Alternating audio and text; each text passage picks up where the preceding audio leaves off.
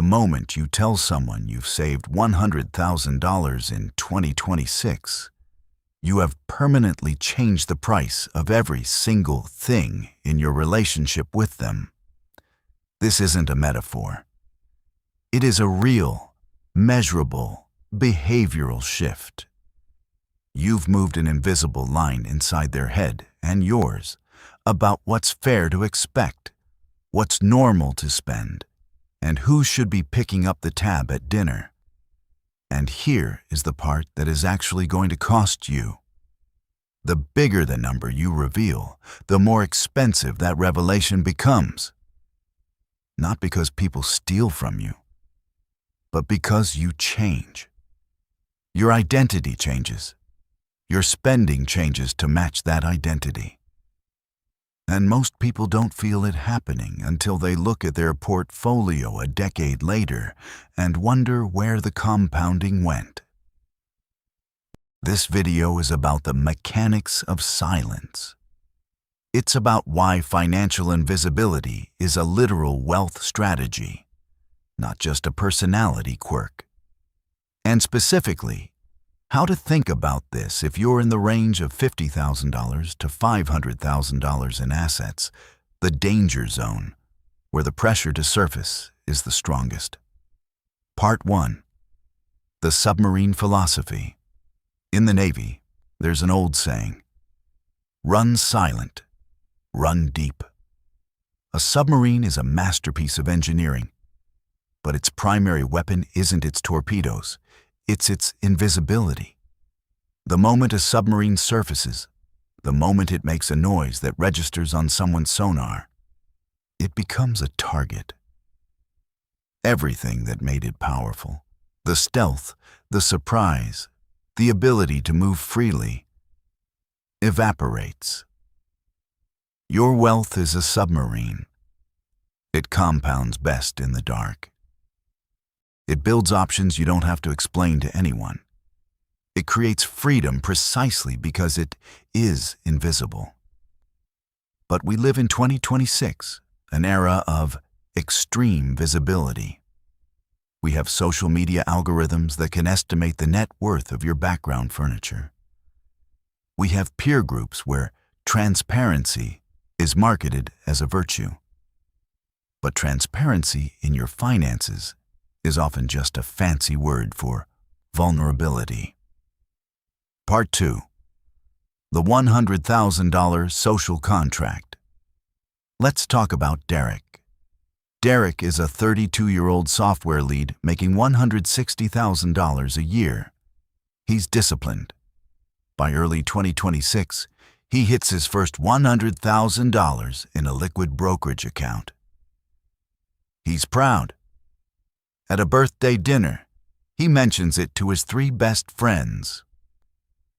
Watch what happens over the next 6 months. It's subtle. When the group plans a trip to Japan, the hotels they look at move from decent to premium. Why? Because the group subconsciously knows Derek can afford it, and Derek, now carrying the label of the guy who's crushing it, feels he can't suggest the budget option without looking cheap. When his younger brother needs a loan for a startup idea that is clearly a bad investment, the request goes to Derek. If Derek says no, it's not a financial decision anymore. It's a personal one. Because everyone knows the money is there. By revealing the number, Derek handed his social circle a lever that moves his money. He didn't lose his $100,000 to a market crash. He's losing the compounding of that money to the maintenance fees of his new public identity. Part 3. The identity tax, the psychology of consistency. There is a body of research from the University of Chicago on identity-consistent spending. It proves that once you publicly identify as someone at a certain financial level, your brain will protect that identity at all costs. In 2026, this is hypercharged by the digital Diderot effect. Denis Diderot was a French philosopher who got a new, expensive scarlet robe. Suddenly, his old desk looked like trash. So he bought a new desk, then new curtains, then a new rug. He ended up broke because he was trying to make his life consistent with that one expensive robe. When you surface your submarine, when you buy the car or post the watch that pings the social sonar, you are buying a scarlet robe. You are creating a status inconsistency that your brain will try to fix by spending more money. If you live in a $3,000 a month apartment, you feel you can't drive a 10-year-old Toyota. If you wear a $5,000 watch, you can't be seen eating at a budget cafeteria. This isn't vanity. It's your prefrontal cortex trying to maintain cognitive consistency. For the average person in the $100,000 to $500,000 range, this identity tax costs between $800 and $1,200 per month. If you invest that tax into a standard index fund at a 7% return over 25 years, that's $1.1 million. That is the literal price of being seen. Part 4. The Optionality Gap. Kevin versus James. To understand the true cost of visibility, we have to look at optionality. This is the ability to say yes to a dream or no to a nightmare. Imagine two people, Kevin and James. Both are 40 years old. Both make $180,000. Kevin is visible wealth. He lives in the right zip code, drives the right German SUV, and his friends know he's a high net worth individual. He has $300,000 in assets. But his identity tax is $2,000 a month. He has to maintain the image. James is silent wealth.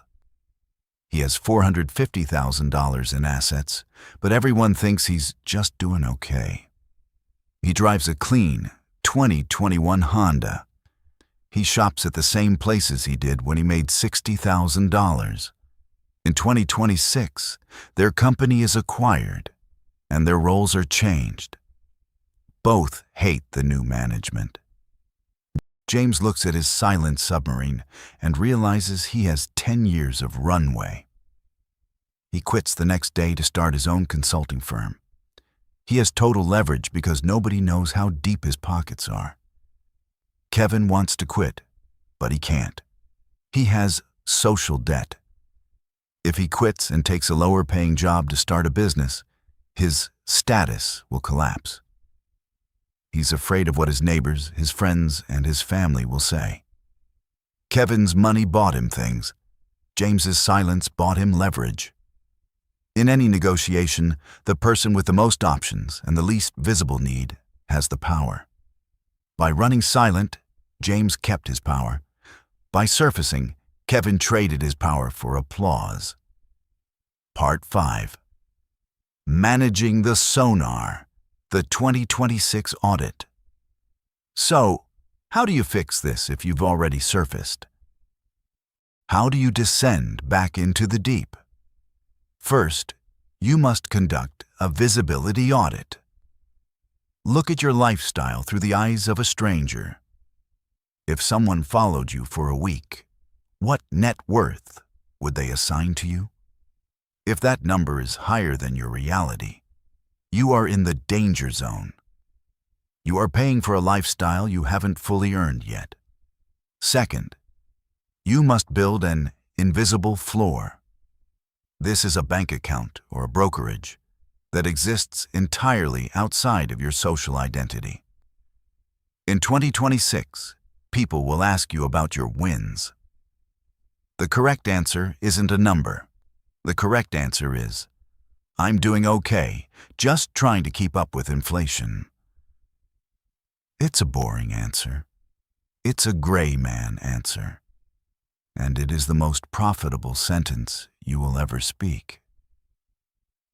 Third, learn to down signal.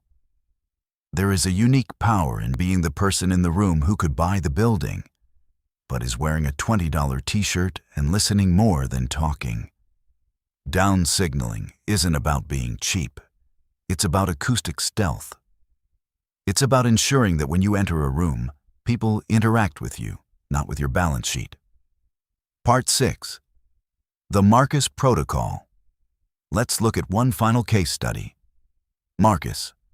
Marcus hit $500,000 at age 48. He made the mistake of surfacing. He bought a vacation home and let his extended family use it. Within 2 years, that vacation home became a social liability. His siblings expected him to pay for the family reunions. His cousins asked for seed money. Marcus did something radical. He sold the house. He told everyone he took a massive hit in the market and had to downsize. He moved his assets into a private trust and started driving his old truck again. He lied to his social circle to save his future. Within a year, the asks stopped. The expectations disappeared. Marcus's submarine went back under the water. Today, his net worth is nearly $2 million, and his family thinks he's struggling a bit, but keeping his head up. He has never been happier, because his relationships are now based on who he is, not what he can provide. Conclusion. The secret of the 1%. In the world of 2026, wealth is no longer about having the most. It's about needing the least attention. The internet wants you to be loud. The economy wants you to be visible. Your ego wants you to be acknowledged. But your bank account, the one that leads to true 2 a.m. peace of mind, requires you to be a ghost. The most successful people I know are the ones you would walk past in the grocery store without a second glance. They are running silent. They are running deep. They understand that every dollar the world doesn't know you have is worth $2 that they do. Because the dollar they don't know about doesn't come with an invoice for someone else's expectations. Celebrate your milestones in private. Write your goals in a notebook no one else sees. Build your empire in the dark. Because the best way to stay rich is to stay poor. In the eyes of everyone who has a lever they want to pull. Run silent. Run deep. And I'll see you at the bottom, where the real compounding happens.